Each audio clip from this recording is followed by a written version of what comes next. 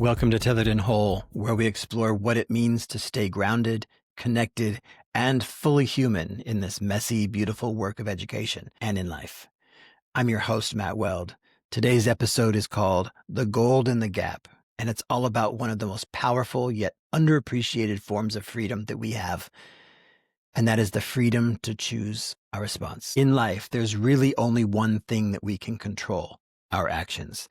That includes how we think, how we behave, how we judge, and what we choose to do. We can't control other people. We can't control the weather or politics or even the mood of the person sitting next to us. But we can control how we show up in the moment, especially in the gap between what happens to us and how we choose to respond. My friend Lisa Dinhofer calls this the gold in the gap. And I love this phrase because it turns something abstract, this invisible sliver of time, into something tangible, precious, and worth protecting. Think about it. Between the moment something happens, maybe someone criticizes you, they cut you off in traffic, or send that snarky email. Between then and the moment you respond, there is always a gap. For some people, that gap is razor thin. They get punched and immediately they punch back. Maybe with fists, maybe it's with sarcasm. But within that gap lies power. The power to pause, the power to decide, and the power to act intentionally. Viktor Frankl, the Jewish psychiatrist who survived the Nazi concentration camps, said it best. Quote, "Between stimulus and response, there is a space. In that space is our power to choose our response. In our response lies our growth and our freedom." Even in the worst imaginable circumstances, Frankl realized that his captors could take away his liberty, but not his freedom.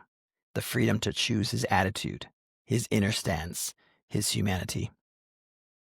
He wrote again, quote, "Everything can be taken from a man but one thing, the last of the human freedoms, to choose one's attitude in any given set of circumstances." And that same truth echoed through other great leaders. Mahatma Gandhi said, quote, "You can chain me, you can torture me, you can even destroy my body, but you will never imprison my mind." And Nelson Mandela, who spent 27 years in prison before becoming president of South Africa, declared, quote, "I am the master of my fate.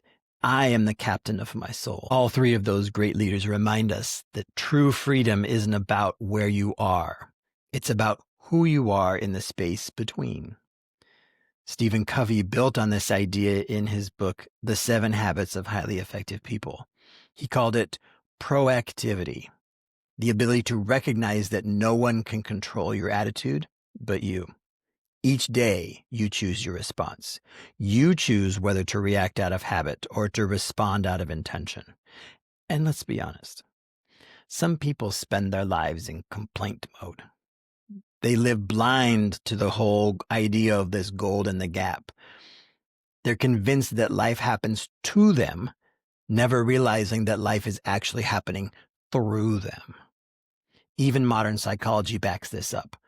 Research by Baumeister and his colleagues found that self-control, which they define as the ability to delay impulses and align behavior with long-term goals, is one of the strongest predictors of well-being, of academic success, and of resilience.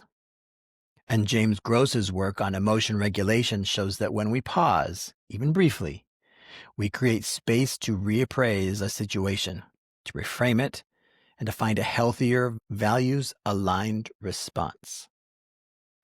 That's when our prefrontal cortex, that part of the brain that plans and reasons, when it can override the emotional surges of the amygdala. Freedom, it turns out, is both a psychological and biological reality. It lives in that tiny pause between stimulus and response. But here's the challenge. You have to recognize that the gap exists, and that takes practice. So let's start small. Let's take email, for example.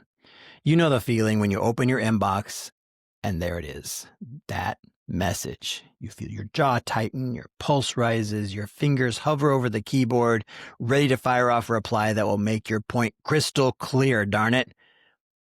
But when you do that, where's your freedom? It's gone. You've handed it to the sender. You've allowed them to hijack your emotions and burn their words into your memory. And your memories form who you become. So instead, add pauses. Reclaim the gap. Read the difficult email. Pause. Close it. Come back later. Draft your response. Pause again. Maybe let someone else review it. Then, and only then, hit send. At that point, your actions will align more with your values, not your impulses. You've chosen freedom over reactivity, and you can rest easy knowing the moment won't leave a scar on your spirit. So here's a simple strategy to try this week. The next time something happens, good or bad, take one full belly breath before you respond. That's it. A single breath. You might be surprised at how much that one pause will reshape your next action.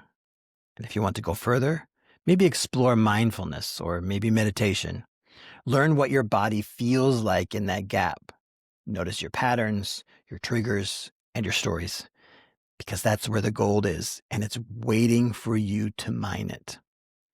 So as you move through this week, remember, you can't control the world around you, but you can control how you meet it.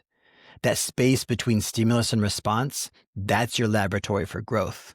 That's what keeps you tethered to your values. It's also your gold, and your gold is what keeps you whole.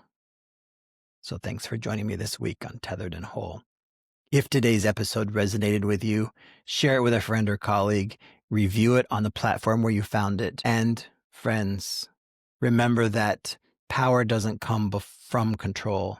It comes from choice. Until next time, be well.